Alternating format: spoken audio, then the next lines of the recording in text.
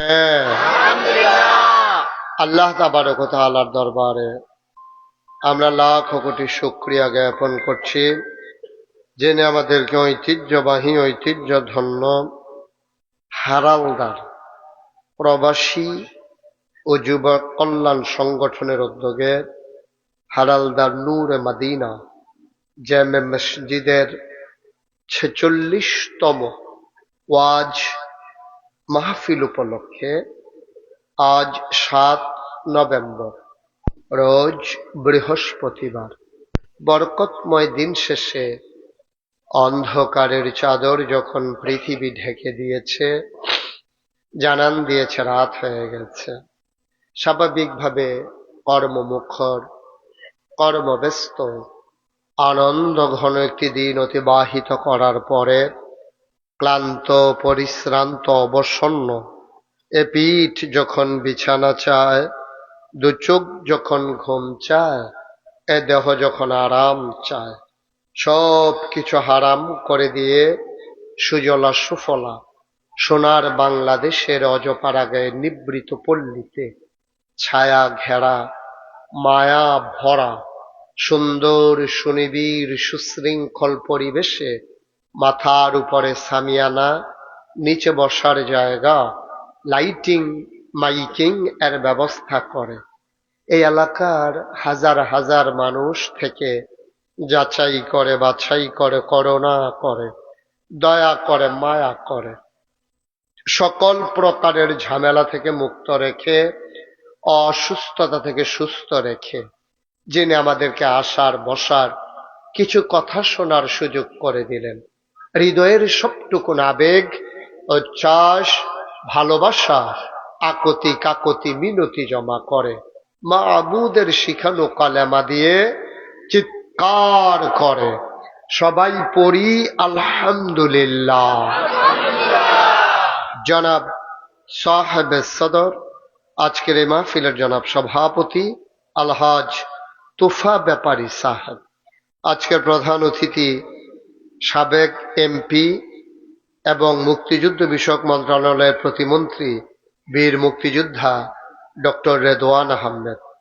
আজকে আমার পূর্বে কথা বলেছেন আমার আদরের ধন কলিজ টুকরা, মঞ্চ ময়দানে যার সাথে কথা হয় অবিরত মুফতি আনিস মাহমুদ সাহেব, আমন্ত্রিত আলোচক বৃন্দ, উপস্থিত হয়েছেন আমার আদরের ধন কলিজ আর টুকরা নাগাইশ দরবার শরীফের বিশিষ্ট খাদেম এবং চান্দিনা উপজেলার সম্মানিত প্রতিনিধি মোহাম্মদ হারুনুর রশিদ, উপস্থিত হয়েছেন নাগাইশ দরবারের বিশিষ্ট খাদেম আমার কলিজ আর টুকরা হজরত মৌলানা মফিজুল ইসলাম, উপস্থিত হয়েছেন বিশিষ্ট ব্যবসায়ী নাগাইশ দরবারের বিশিষ্ট খাদেম মোহাম্মদ আক্তার হুসাইন সহ উপস্থিত এই এলাকার বিভিন্ন মসজিদের ইমাম সাহেবান, ওলামায়ে কেরাম, মুরব্বিয়ানে আযাম, কলিজার টুকরা যুবকেরা, পর্দার আড়ালের মা ও বোনেরা, সবার প্রতি আমার আবারও আন্তরিক সশ্রদ্ধ সালাম। আসসালামু আলাইকুম ওয়া রাহমাতুল্লাহি ওয়া বারাকাতুহু। আপনারা কর্তৃপক্ষ চেষ্টা করেছেন বড় করে আয়োজন করার জন্য, আপনাদের যতটুকুন জায়গা ছিল সবটা মিলিয়েই আপনারা প্যান্ডেল করেছেন, কিন্তু আপনারা দেখতে পাচ্ছেন অনেক লোক দাঁড়িয়ে আছেন। তা আমরা যদি সবার সামনে একটু একটু করে জায়গা দেই, যাদের সামনে এখনো ফাঁকা জায়গা আছে, তাহলে দাঁড়ানো ভাইয়ারা বসতে পারবেন। তো হইল কি যে আপনার কারণে যদি একটা লোক বসতে পারে, এটার বিনিময় আল্লাহ আপনাকে দেবেন ইনশাআল্লাহ।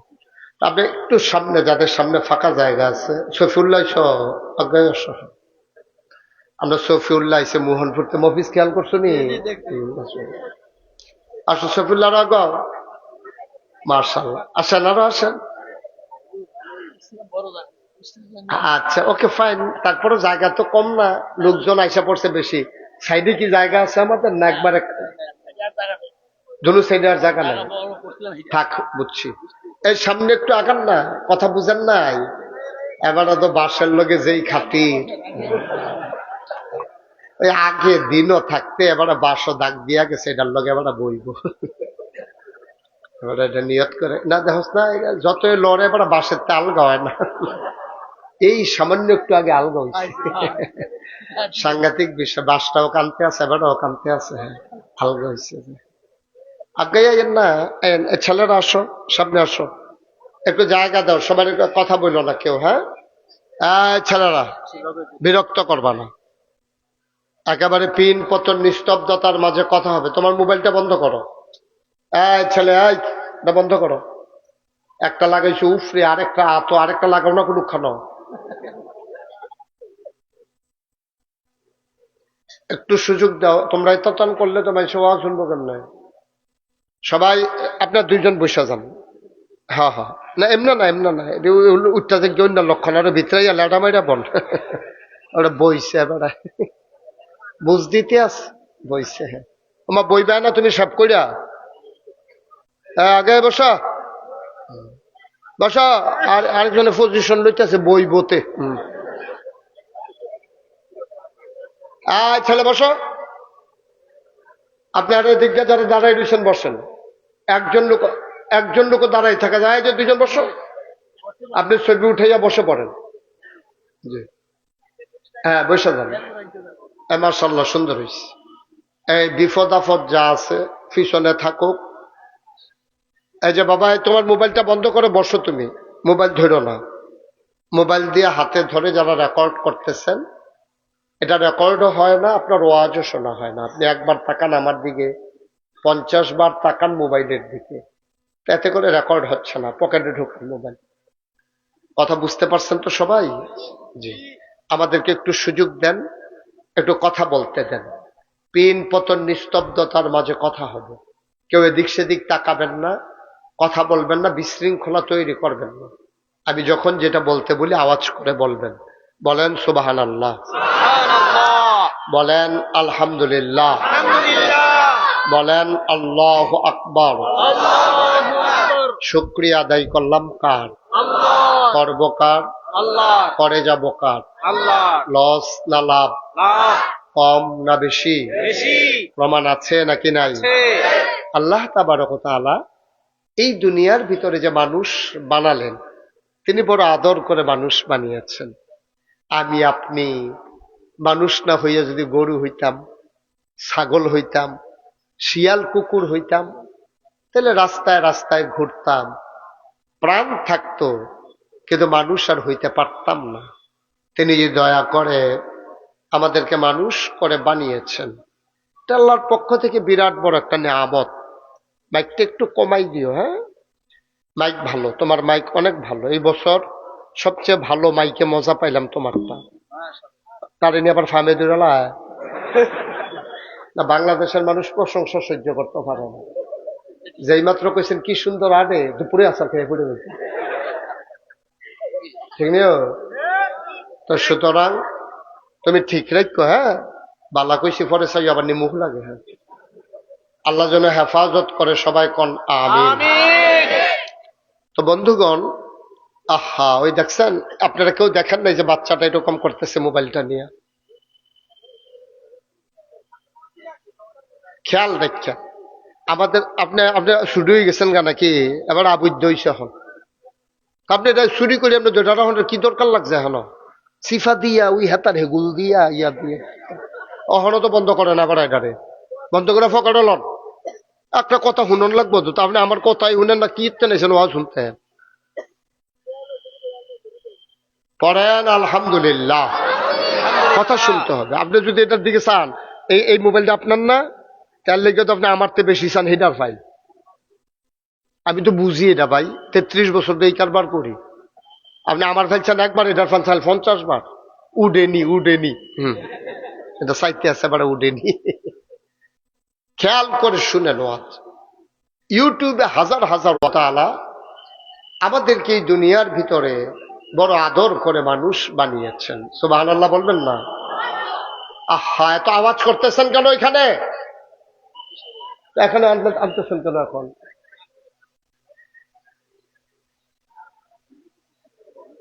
সবাই পড়েন আলহামদুলিল্লাহ। তো যেই কথাটুকুন বলতেছিলাম, আল্লাহ তাবারক ওয়া তাআলা আমাদেরকে এই দুনিয়ার ভিতরে বড় আদর করে মানুষ বানিয়েছেন। আফসুস কি জানেন, আল্লাহ তো আদর করে মানুষ বানাইলেন, আমরা হয়ে গেছিলাম পশুর মতো। ঠিক কিনা বলেন? আমরা হয়ে গেছি পশুর মতো। আমাদের আচরণ, আমাদের ব্যবহার, আমাদের লেনদেন, আমাদের চলাফেরা, আমাদের কাজকর্ম সব হয়ে গেছে পশুর মতো। কিন্তু আল্লাহ বানাইছে মানুষ।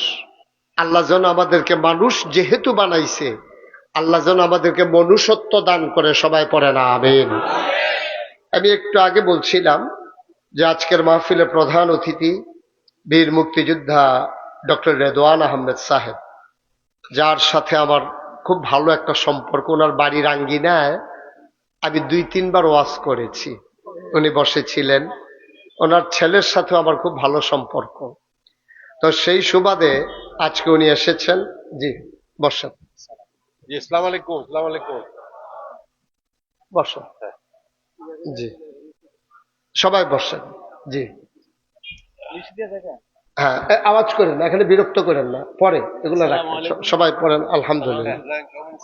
জি, তা আমি যে কথাটা বলতেছিলাম আমি শেষ করি, তারপরে ইনশাল্লাহ উনি কথা বলবেন, তারপরে আমি দোয়া করে দেব ইনশাআল্লাহ। আল্লাহ যেন কবুল করে। সবাই পড়ে আমিন।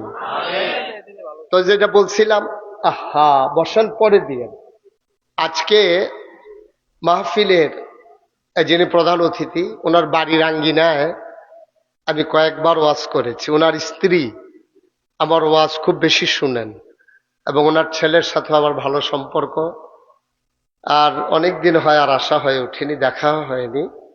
আল্লাহ যেন ওনাকে সুস্থতা দান করে আমিন এবং এই জাতির এলাকার খেদমতে আল্লাহ যেন তার বান্দাকে কবুল করেন। আমিন সবাই পড়েন আমিন। এটাই হচ্ছে একটা মানুষের জীবনের সার্থকতা। ওই যে বলছিলাম, আল্লাহ আমাদেরকে মানুষ বানিয়েছেন আর আমরা হয়ে গেছি পশুর মতো। আমাদের লেনদেন, চলাফেরা, কাজকর্ম, আচার ব্যবহার, ব্যক্তি জীবন, পারিবারিক জীবন, সমাজ জীবন, রাজনৈতিক জীবন, ইন্টারন্যাশনাল রিলেশন, সকল ক্ষেত্রে আমরা পশুত্বে পরিণত হয়েছি। আহা, আমরা পশুতে পরিণত হয়ে গেছি, আমরা আর মানুষের জায়গায় নাই। দেখবেন যদি এটাই না হইতো, আপনি এটা কল্পনা করতে পারেন, পুলিশ মানে তো আলাদা কোনো জাতি না, মানুষের মাঝ থেকেই একদল মানুষ। তোরা কেউ আমার ভাই, কেউ আপনার সন্তান, কেউ প্রতিবেশী, এভাবে নানান ভাবে আল্লাহ তাবারক ওয়া তাআলা পুলিশদেরকে এই সমাজ থেকে বাছাই করেছেন। তো পুলিশেরও তো স্ত্রী আছে, সংসার আছে, সন্তান আছে। আমার ছেলেরা একটা দাবি নিয়ে যখন রাস্তায় নামলো, আর বাংলাদেশের পুলিশ চোখে চোখে তাকাইয়া, সে আবু সাইদ সিনা তাক করে দাঁড়িয়ে গেছে, পুলিশ দেইখা শুই না ঠান্ডা মাথায় তার বুকের ভিতরে গুলি ছুটতে পারে। এবার চিন্তা করেন আমরা মানুষ কত নিকৃষ্ট জানোয়ারে পরিণত হয়েছি। ঠিক কিনা বলেন? আমরা মানুষ নাই তো, মানুষ আমরা নাই, আমরা জানোয়ার হয়ে গেছি। এই বাংলাদেশে 28শে অক্টোবর আপনার 2006 সালে আপনার ছেলেদেরকে লগি বৈঠার তাণ্ডবের নামে ঢাকার রাজপথে জলজন্ত যুবককে পিটাইয়া তাদেরকে লাশ বানিয়ে ফেলা হলো। Social media, electronics media, print মিডিয়ার সুবাদে আমরা দেখলাম সেই লাশের উপরে একদল হায়না, একদল মানুষ নামের কলঙ্ক লাশের উপরে নাচতেছে। ঠিক কিনা বলেন? আবার বলেন, আমরা কি মানুষ আছি? আমরা মানুষ না। দেখতে চোখ আছে, মুখ আছে, কান আছে, হাত আছে, পা আছে। তো গরুরও তো চোখ আছে, ছাগলেরও তো কান আছে, সকল জন্তু জানোয়ারের হাত, পা, কান, নাক, চোখ, মুখ আছে।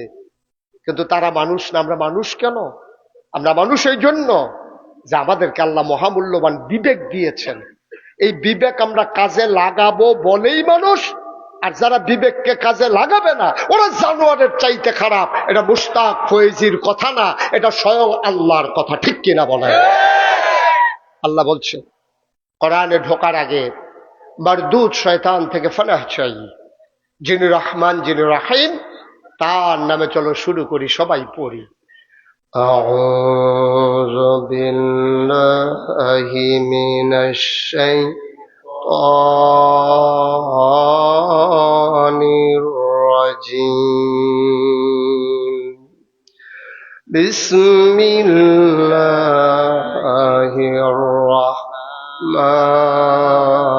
রাহমানির রাহিম। ওয়ালাহুম কুলুবুল লা ইয়াফকাহুনা বিহা ওয়ালাহুম আয়ুনুল লা ইউবসিরুনা বিহা ওয়ালাহুম আযানুল লা ইয়াসমাউনা বিহা উলাইকা কাল আনআম বাল হুম আদাল। আল্লাহ কয়, ও চান্দিনার মানুষ, ও হারালদার মানুষ, এলাকাবাসী মহিচাইল এলাকার মানুষ, মন দিয়ে শোনো রে ভাই।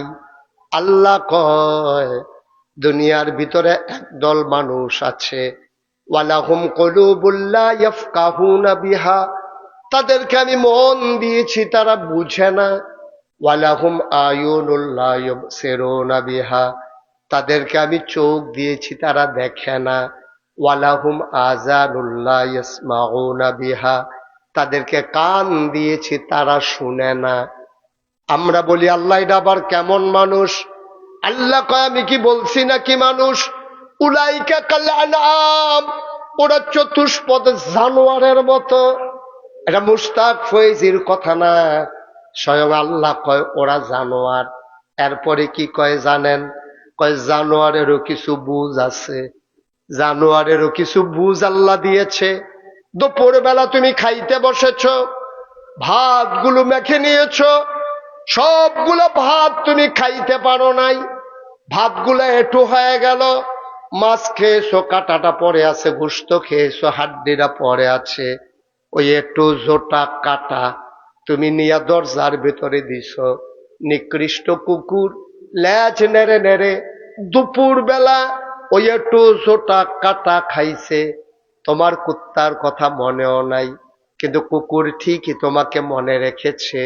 মাঝরাত তোমার প্রস্রাবের ব্যাগ হয়েছে, মাঝরাত হয়ে গেছে, তোমার অ্যাটাচ বাথরুম নাই, তুমি গরিব মানুষ, ওয়াশরুমে যাবা, দরজা খুলে বদনা হাতে নিয়েছ। দরজা খোলার পরে তাকায়া দেখো ওই যে দুপুর বেলা একটু জোটা কাটা দিছিলা, ওইগুলা নিকৃষ্ট কুকুরটা খাইছিল। দরজা খোলার সাথে সাথে তুমি তাকায়া দেখো কুকুরটা তোমার পাশে এসে কু কু করে শব্দ করে, লেজটা নাড়ে। তুমি যেন কুকুরের সাথে আপন মনে কথা বলতেছো, কিরে কুকুর তুই কি ঘুমাস না?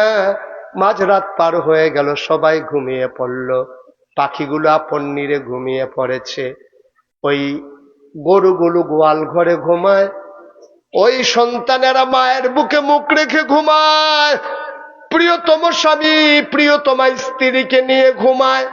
তোর কি ঘুম নাই? তুই কেন ঘুমাস না?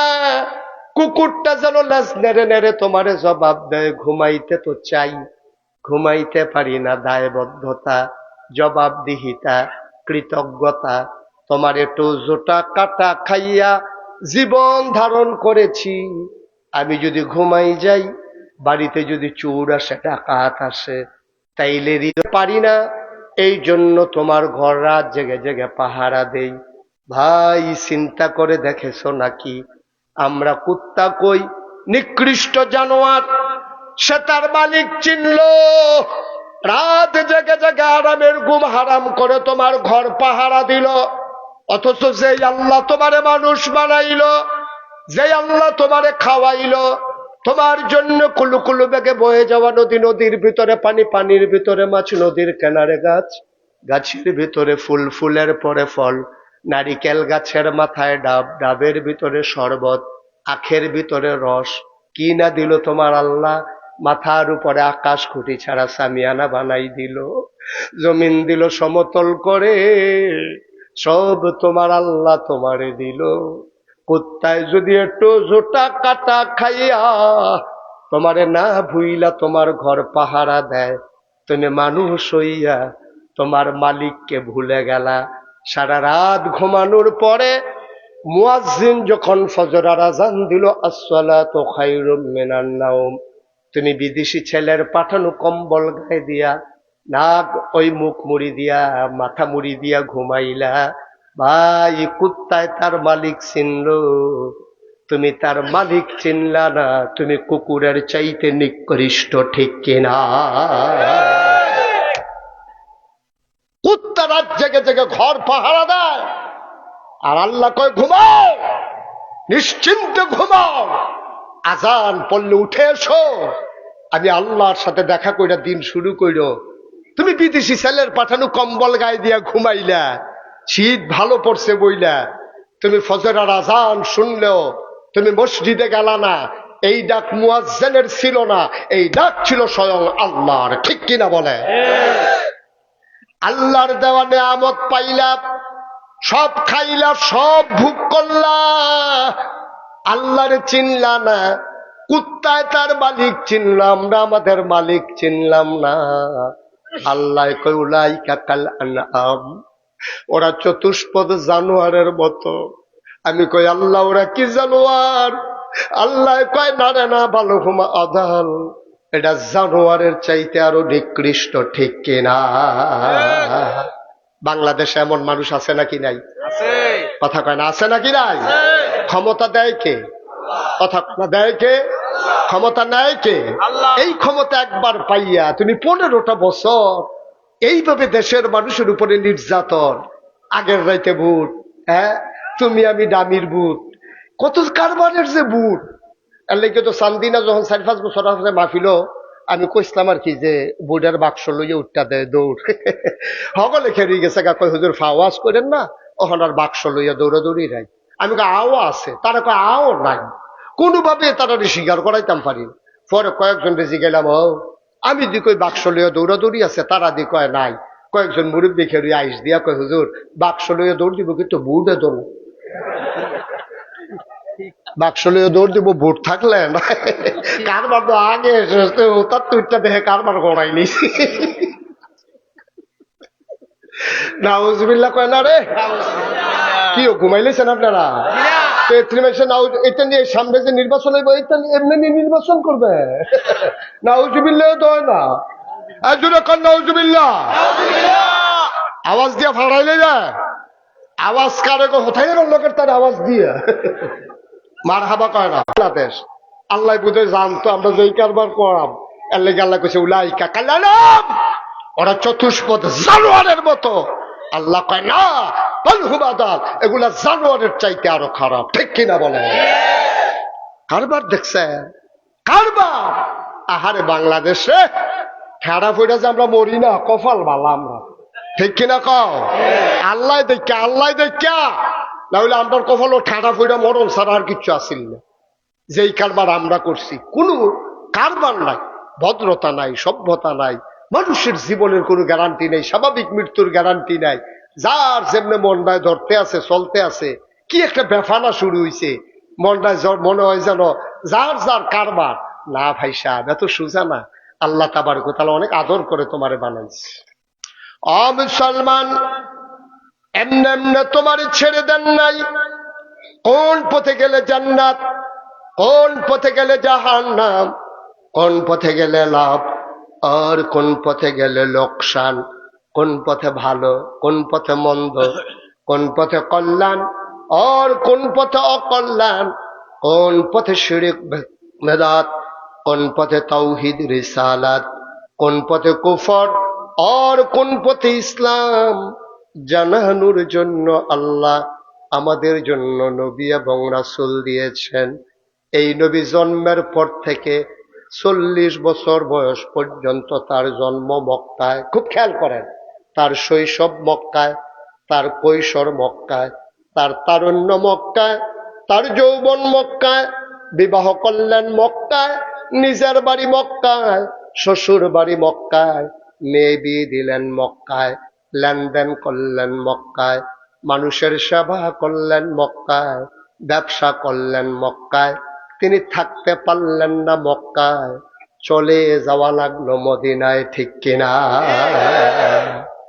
তাকে মক্কায় থাকতে দেওয়া হলো না। থাকতে পারলেন না মানে থাকতে দেওয়া হলো না। কেন কেন কেন? ওনার অপরাধটা কি? উনি কি বাসে আগুন দিছিল না? কথা কয় না। বুটের বাক্স লয়ে দৌড় দিছিল? উনি নেতা হইতে চাইছিল না? কথা কয় না। নেতা হইতে চাইছিল? উনি কারো সম্পদ লুণ্ঠন করছে? কারো জিনিসপত্র চুরি করছে? একবার আরেকবার আর বউ লইয়া ভাইকে গেছে কারণে? তারপরে উনি কেন মক্কায় থাকতে পারবে না? কারণটা কি? ওনার বাড়ি মক্কায়, শ্বশুর বাড়ি মক্কায়, বেয়ের বাড়ি। সুবহানাল্লাহ কয়টা তো? এরপরে মক্কায় না থাকতে পারার ফার্স্ট অফিসনের কারণ কি? এটা জানার দরকার আছে। দরকার আছে নিও কেড়ে কেড়ে থাকতে পারতো না কেন? উনি কারণটা কি? একটাই মাত্র কারণ, তিনি থাকতে না পারার পিছনে একটাই কারণ, তারা যেমনে মন চায় যা ইচ্ছা তা করত।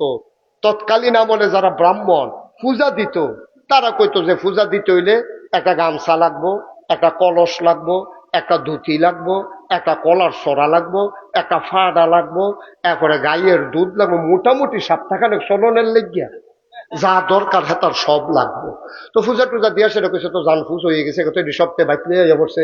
তে বউয়ের ধুতি কিনতে লাইছে, গামছাটা বড়তে ফিন্দা গুসল করে লাইছে, কলা খাইতে আছে সুইটা সেটা লইয়া, দুধ খাইতে আছে জাল দিয়া। তার মোটামুটি ফাটাটা জব করলে তো হ্যাঁ ফিরিজ আছিল না, রইদ দিয়াতে মাস খানে গুস্ত রেখা খাইতে আছে। এই কারবার চলতে আছে, তার কারবার শেষ। অহন নবী খেয়াল করে গেলাম সিহন কথা। এখন নবী যখন আইয়া কইছে এক আল্লাহ, সুবহানাল্লাহ কোন না কেন? এখন এক আল্লাহর যদি হগলে মান্যা নেয়, আর কেউ পূজা দিবনি? আর কথা কয়টা পূজা দিবনি কেউ? তো পূজা যদি না দেয় তে ধুতি পাইবনি, গামছা পাইবনি, দুধ পাইবনি, ফাড়া পাইবনি, ছাগলের আরে কি জানি কয় কলার ছড়ি পাইবনি, তো তাই গামছা পাইব? জানে যে কলস মলস কিচ্ছু আর হয়তো না, পানি খাইয়া টিউবওয়েলের মুখ মুখ লাগাইয়া আইয়া বাইতে কলস দেওয়া পানি নেওয়া যেত না। তে চিন্তা করলো মুহাম্মদের দেওয়া আল্লাহর বিধান, আল্লাহর যদি মানুষ মান্যা লায় তাইলে তো আর আমার কাছে কেউ হয়তো না। সুতরাং আমার পূজা চলো মুহাম্মদের ওই এক আল্লাহ, লা ইলাহা ইল্লাল্লাহ মুহাম্মদুর রাসূলুল্লাহ, তার ওই ইসলামকে ঠেকাও। এখন যারা তৎকালীন আমলে ধর্মীয় নেতা ছিল সবাই মিললে ইসলামের বিরোধিতা শুরু করছে, ঠিক কিনা কও? আচ্ছা, তারা কলার শরীর মায়ায়, ছাগলের মায়ায়, গামছার মায়ায় তারা না হইলে বিরোধিতা করছে, বাহি তারা বিরোধিতা করলো করে? বাহি দ্বারা বিরোধিতা করছে কারণে কারণে। যেমন সুদখুর যারা, তারা বুঝ জ্বালাইছে আল্লাহ কইছে আহাল্লাল্লাহুল বাইয়া ওয়া হাররামার রিবা, ব্যবসা হালাল, সুদ হারাম। ও হেতে চিন্তা করছে যে যদি মুহাম্মদের ইসলাম কায়েম হইয়া যায়, সেই জমানায় সবচেয়ে বড় সুদখুর ছিল নবীর চাচা, নাম হইল আবু লাহাব। সে ছিল পুঁজিপতি, সুদখুর, সে চক্রবৃদ্ধি সুদ খাইতো। সুদের উপরে যেটা আইতো সেইটাও আবার তো সুদে লাগাইতো। কথাটা বুঝে বুঝছেন না? মনে করেন 1000 টাকা নিলে মাসে 100 টাকা, এই মাসটা ঘুরনের পরে কইলাম রে ওখান থেকে কইলাম 1100 টাকার সুদ দিবি, ওই যেটা ওইছে সেইটা বেড়াইয়া। তো এটারে কয় চক্রবৃদ্ধি সুদ, সুদের উপরে সুদ। নাউজুবিল্লাহ কোন না কেন? আচ্ছা, নবীজির ইসলাম যদি কায়েম হইয়া যায় সুদ আর থাকবো নি? কথা কেন? সুদ আর থাকবো নি? এখন সুদ কি ইসলামের পক্ষে থাকবো না বিপক্ষে থাকবো? এখন এই তৎকালীন জমানার সবচেয়ে বড় সুদখোর, তার নাম হলো নবীর চাচা আবু লাহাব। আবু লাহাবে চিল্লান দিয়ে কয় টেহা যাও, খেলা সুন্দর হোক, মোহাম্মদ রে আটকাও, ইসলামের দরকার নেই, এবার সুদ চলুক, ঠিক কিনা কও? এখন ঠাকুররা বিরোধিতা করছে কলার মায়ায়, নবীর চাচা আবু লাহাবে বিরোধিতা করছে সুদের মায়ায়। আচ্ছা, আবু জেহেল আপনার ছাত্র করে? আবু জেহেল আছেন তৎকালীন জমানার সমাজের নেতা। হেতে আগে যাইতে টেহা খাইয়া বিচার কাজ করে লাইতো, হেতে মনটা যা ধরে তাই করতো। হেতে চিন্তা করছে মোহাম্মদের ইসলাম যদি, আল্লাহর দেওয়া ইসলাম, মোহাম্মদের আনা ইসলাম যদি কায়েম হয়ে যায়, তাইলে আমারে আর আগে যাইতে কেউ টেহা দিত না। আমার নেতাগিরি তো সব শেষ।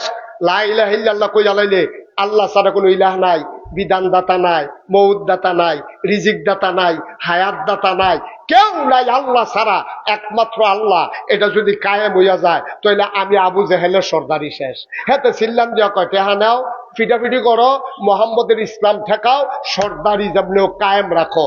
আল্লাহ তাবারক ওয়া তাআলা যখন নবীজিরে পাঠাইলেন, সুদখুর বিরোধিতা করলো নবীর, ওই মদখুর ঘুষখুর বিরোধিতা করলো নবীর। যারা তৎকালীন জামানায় ধর্মীয় নেতা ছিল তারা তাদের স্বার্থে বিরোধিতা করেছে, যারা রাজনৈতিক নেতা ছিল তারা তাদের বিরোধিতা করেছে। বাংলাদেশ স্বাধীন হয়েছে 53টা বছর, হাজারো প্রাণের বিনিময়ে, ইজ্জত আবরুর বিনিময়ে আমার দেশের মানুষগুলো লাল সবুজের খচিত পতাকা পথ পথ করে যখন আকাশে উঠল, সবাই মিলে দেখলো 1971 সালের 16ই ডিসেম্বর পৃথিবীর মানচিত্রে নতুন করে একটি দেশের নাম জায়গা করে নিল। দেশের নাম আমার সোনার বাংলা। আমি তোমায় ভালোবাসি। 53টা বছর হলো দেশ স্বাধীন হলো। কেউ বলল সোনার বাংলা, কেউ বলল দুধে ভাতে বাংলা, কেউ বলল বাসে ভাতে বাংলা, কেউ বলল ডালে ভাতে বাংলা। কত বাংলা আমাদেরকে দেখাইলো, কিন্তু আমরা খেয়াল করে দেখলাম ওই 53 বছর অতিবাহিত হওয়ার পরে আমার দেশের মানুষগুলো স্বাধীনতার প্রকৃত স্বাদ পায় নাই। আমার দেশের মানুষগুলো নির্যাতিত, নিপীড়িত, সব জায়গায় টপ টু বটম পাওয়া গেল চিটার আর বটপাড়ার হেডকোয়ার্টার। ঠিক কিনা বলো? যার যেমনে মন্ডায় চায় ইচ্ছা মতো কি কারবারটা করছে। আন্না হইলে কইতেও আমার শরম করে, কইতেও আমার শরম করে। একটা দেশের প্রধানমন্ত্রী ইলেকট্রনিক্স মিডিয়া, সোশ্যাল মিডিয়ার সামনে হাসতে হাসতে কইতে আছে আমার ফিওনে 400 কোটি টাকার মালিক। একটা শরম আছে না? একটা কেউ কয়নি যে আমার ফুতে চুরি ফারে বালা, এই কথা কেউ মেলো বইয়া কয়। তে যে চুরি করে মাশাল্লাহ কোনো চিহ্ন থাকে না। এই কথা কোনো বাফে ফুতের নামে কইছে আমার কোনো জানা নাই যে আমার ফুতের চুরি এত সুন্দর হয়, তারে তোমরা ধরতে পারতালে তেও সিহন কামলাতে। এই কথা কোনো বাফে কয় না।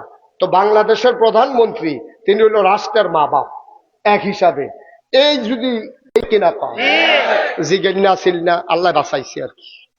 এটার নাম বাংলাদেশ, এটার নাম বাংলাদেশ। কপাল খারাপ আমাদের। মুসলমান চিন্তা করে দেখো, আল্লাহর নবী মক্কায় থাকতে পারলেন না, তিনি চলে গেলেন মদিনায়। করুণ ইতিহাস ভাই।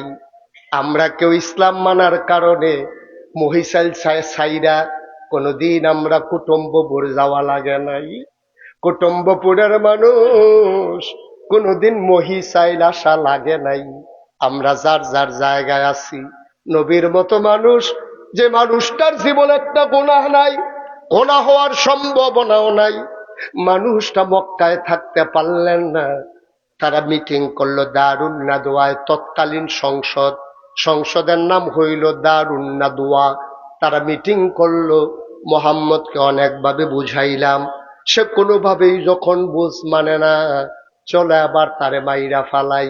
তারা প্রাথমিক প্রাইমারি ডিসিশন নিল। আল্লাহ তাবারক ওয়া তাআলা জানে না কি জানে না? ও কাফেরারা গরম বইয়া বইয়া কি মিটিং করতেছে আল্লাহ জানেনিও নাকি? দরজা বন্ধ করে লাইলে আল্লাহ আর শুনে না? শুনে নিও। নবীজির ব্যাপারে যখন কাফেরারাই মিটিং করছে, আল্লাহ নবীজিরে ডাক দিয়া কইছে, মোহাম্মদ আপনি একটু রেডি থাকেন, নবী আমার কোন সময় কোমাল্লা ঢাকাইয়া পড়ে যায় কেমন লাগবো, আপনি একটু রেডি থাকেন। এই কথাটা নবীজি আবার নবীজির একেবারে ঘনিষ্ঠ সহচর হযরত আবু বকর রে কইয়া রাখছে, আবু বকর এই আল্লাহ দি কয় কবে বিলে যায় কেমন লাগবো, তো আমি একলা একলা কেমনে যাই, তুমিও রেডি। সুবহানাল্লাহ কয় না? ওই তো না মাহফিল, ওই তো না তো কি আর কুদ্দু দিতে, ওই তো না ওই রাজন এই কথা কয়ে যাবো, দোয়া করে দেবে রে বাবা।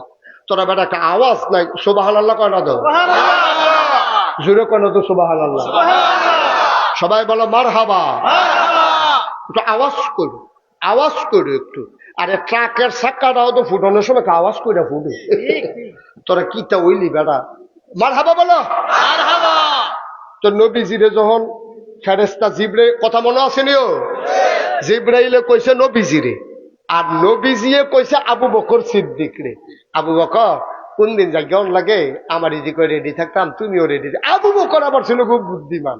আবু বকরে করছে কি, তার লগে লগে বাজারও গিয়া 2টা উট কিনা লাইছে। কি কিনা লাইছে? উট কিনা এক ইহুদির বাইত দিছে, তুই উটটিতে লালন পালন করবি, মাসে তোর এত টাকা দেওয়া হইব।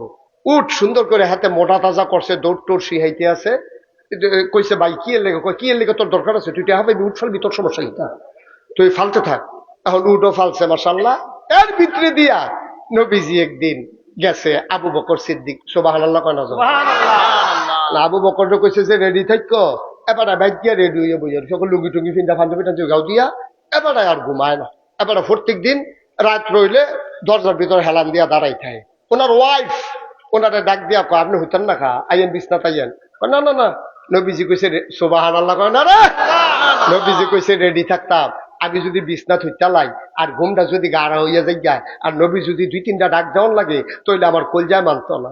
আবু বকরের বিবি ডাক দিয়া কয়, আপনি তো অসুস্থ হয়ে যাবেন, আপনি দরজায় দাঁড়াইয়া মানুষ আবার ঘুমায় কেমনে? আপনি তো অসুস্থ হয়ে যাবেন, আসেন বিছানায় আসেন।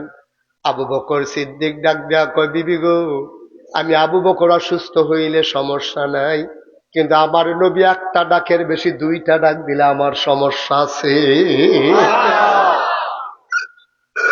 আমি আবু বকর সিদ্দিক, আমি যদি না ঘুমাই, আমি যদি অসুস্থ হয়ে যাই কোনো সমস্যা নাই, কিন্তু আমার নবী 2 ডাক দিলে আমার কলিজায় মানবে না। মাঝরাত পার হয়ে গেল, নবী ঠিক ঠিক দরজায় এসে দাঁড়ালেন, টক টক করে নাড়া দিয়া আস্তে করে ডাক দিলেন আবু বকর। আবু বকর লাফ দিয়া দরজা খুলে দিয়া কয়, লাব্বাইকি ইয়া রাসূলুল্লাহ। আবু বকর, তুই কি ঘুমাস না? এত আস্তে করে ডাক দিলাম, একটা মাত্র ডাক দিলাম, সজাগ হইলি কেমনে? আবু বকর ডাক দেয়া কয়, নবী গো, যেই দিন বলেছেন রেডি থাইকো, ওই দিনের পর থেকে আমি আবু বকরের পিঠ আর বিছানায় লাগে না।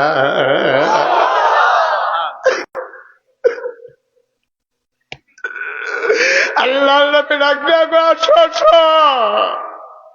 আবু বকরকে, ইয়া রাসূলুল্লাহ, হে বাইতে আই গিয়া কইবা দেখি, আপনি যেই দিন বলেছেন রেডি থাকবে, আমি 2টা উট কিনা পালতে নিছিলাম, কারণ আপনি দুর্বল হয়ে যাবেন, এত লম্বা রাস্তা হাঁটতে পারবেন না, উটগুলা নিয়ে আসি। নবীজি কয়, নাও নিয়ে আসো। এবার মক্কা থেকে মদিনা যেই দিকে, নবী ওই দিকে না গিয়া হাঁটা দিলেন উল্টা দিকে। আবু বকরকে, ইয়া রাসূলুল্লাহ, মদিনা তো ওই দিকে। আমি চিনি মদিনা কোন দিকে, ওই দিকে কাফেরেরা আমারে তালাশ করবে, এখন যাওয়া যাবে না, উল্টা দিকে গিয়ে আমরা কয়দিন লুকাই থাকবো। সুবহানাল্লাহ কয় না? কত বড় বুদ্ধিজীবী, কত বড় সমরবিদ, কত বড় তিনি যুদ্ধের ব্যাপারে কত জ্ঞান রাখেন, কত বড় কূটনৈতিক। আল্লাহর নবী মক্কার রাস্তায় গেলেন না, গেলেন মদিনার রাস্তায় গেলেন না, গেলেন উল্টা দিকে। যাওয়ার সময় অনেকক্ষণ হাঁটার পরে দেখে পূর্ব আকাশ ফর্সা হয়ে গেছে, সূর্য উঠতেছে, প্রায় ফকফকা হয়ে যাবে। আল্লাহ নবীর আবু বকর ডাক ডাক, ইয়া রাসূলুল্লাহ, আমরা তো এখন দিনের আলোতে ধরা পড়ে যাব, এখন কি করব? আল্লাহ নবী কয়, চিন্তার দরকার নাই, তোমার এত টেনশন দরকার নাই, আল্লাহ আছে। আমি চিন্তা করে রেখেছি কি করব। চলো চলো পাহাড়ের কিনারে যাই। তিনি পাহাড়ের কিনারে গেলেন, গিয়া দেখে পাহাড়ের ভিতরে একটা গুহা। আল্লাহ নবী কই যে গুহা দেখা যায়, চলো গুহার ভিতরে লুকাই যাই, তাইলে ওরা আমাদেরকে খুঁজে পাবে না। এবার আবু বকর সিদ্দিককে নিয়ে নবী যখন গুহায় ঢুকতে গেলেন, এবার নবীজির সামনে আবু বকর দাঁড়াই গেলেন হাত ছড়াইয়া, ও ইয়া রাসূলুল্লাহ, আপনি গুহায় ঢুকবেন না। সুবহানাল্লাহ বলবেন না? আপনি গুহায় ঢুকবেন না। কয়, কেন গুহায় ঢুকবো না? কয়টা পাহাড়ি গুহা, বিষাক্ত সাপ থাকতে পারে, বিচ্ছু থাকতে পারে, আপনি ঢুকলে আপনারে সাপ কামড় দিতে পারে, আপনি একটু বাইরে দাঁড়ান, আমি একটু গুহার ভেতরটা দেখে আসি। আল্লাহ নবী চোখের পানি ছেড়ে দিলেন, বুকের সাথে জড়াইয়া ধরলেন, ডাক দেয়া কয়, আবু বকর রে, ও আবু বকর, আমি গুহায় গেলে সাপ আমারে কামড়াবে, তোরে কামড়াবে না। তোরে যদি সাপ পায় তোরে কি ছেড়ে দেবে? কামড়াবে না তোরে। আবু বকর কান্দে আর কয়, নবী গো, ও নবী, আমি আবু বকর যদি কামড়ায় আপনি টেনশন করেন না, আমার মতো 100 আবু বকর যদি মরে যায় ইসলামের কোনো ক্ষতি হবে না, আমার নবী যদি কিচ্ছু হয়ে যায় ইসলাম থাকবে না।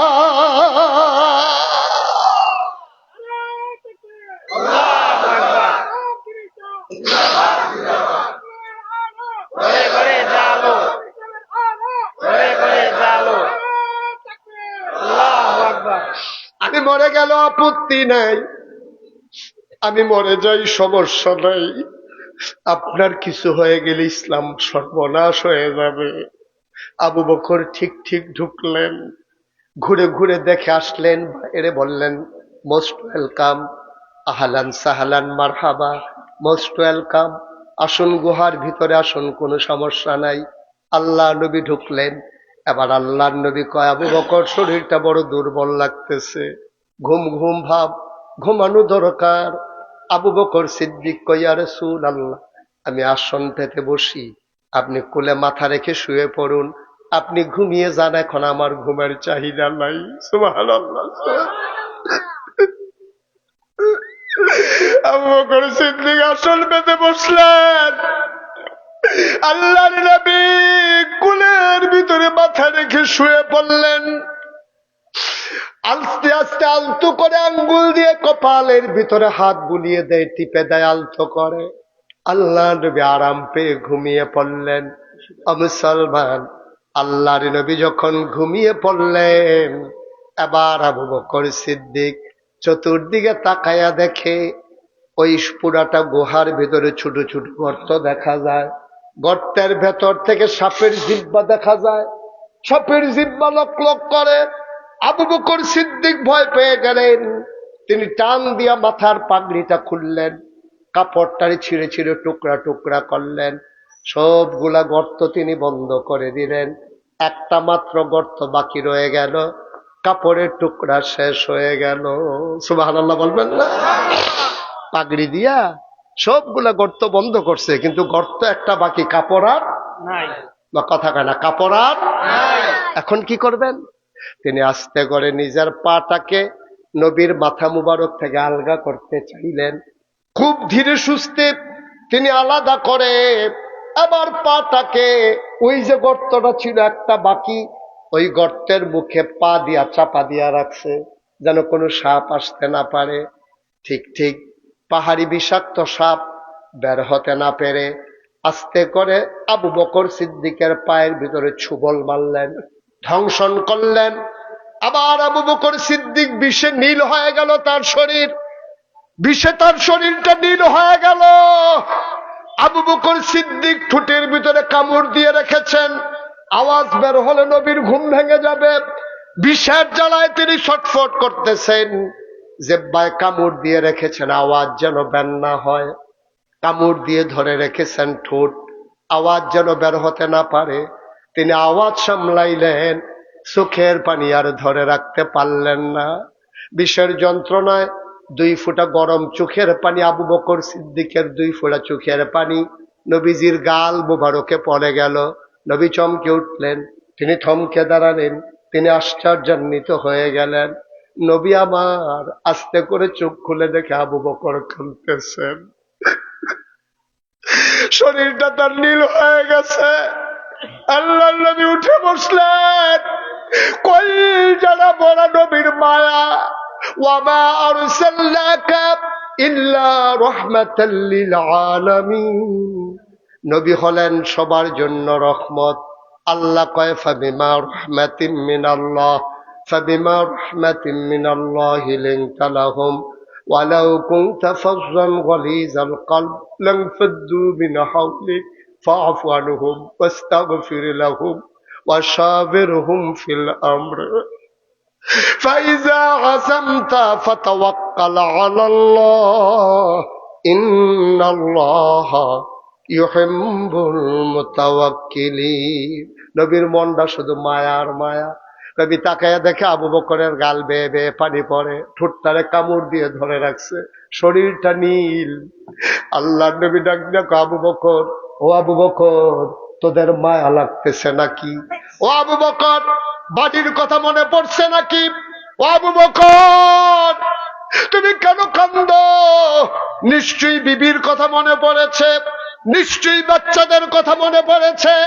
আবু বকর চিৎকার করে কই, ইয়া রাসূলুল্লাহ, একটা কথা বললেন, যেই নবীর চেহারার দিকে তাকাইলে বাচ্চারা খিদা ভুলে যায়, কান্না থেমে যায়।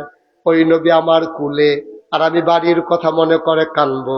এটা আপনি একটা কথা বললেন, ইয়া রাসূলুল্লাহ, ইয়া হাবিবাল্লাহ, খোদার কসম বাড়ির কথা মনে করে আমি কান্দি না। কয় কান্দো কেন? আবু বকর কয় মনে করেছিলাম বলবো না, না বলে তো পারলাম না, সাপ আমার পায়ে কামড় দিয়ে দিয়েছে। দেখি দেখি কই কামড়াইছে। আল্লাহ নবী পায়েটা ধরলেন, নিজের আঙ্গুল দিয়া থুতু লাগালেন, একটু লালা লাগালেন, আস্তে করে সাপের কামড়ের জায়গায় লাগাই দিলেন। আবু বকর কয় পৃথিবীর মানুষ সাক্ষী থাকো, খোদার কসম আমার পাটা আগে যেমন আরামে ছিল, নবীর লালা লাগানোর পরে সারাটা জীবনের চাইতে বেশি আরামে ছিল। এটার নাম ইসলাম, এটার নাম ইসলাম। আল্লাহ যেন কবুল করে, সবাই পড়ে না আমিন। আজকে যেহেতু আমার মুরব্বী, এই এলাকার অভিভাবক রেদওয়ান ভাই, আমি মন থেকে মানুষটাকে পছন্দ করি, স্ট্রেট ফরওয়ার্ড। তিনি কথা যেটা বলেন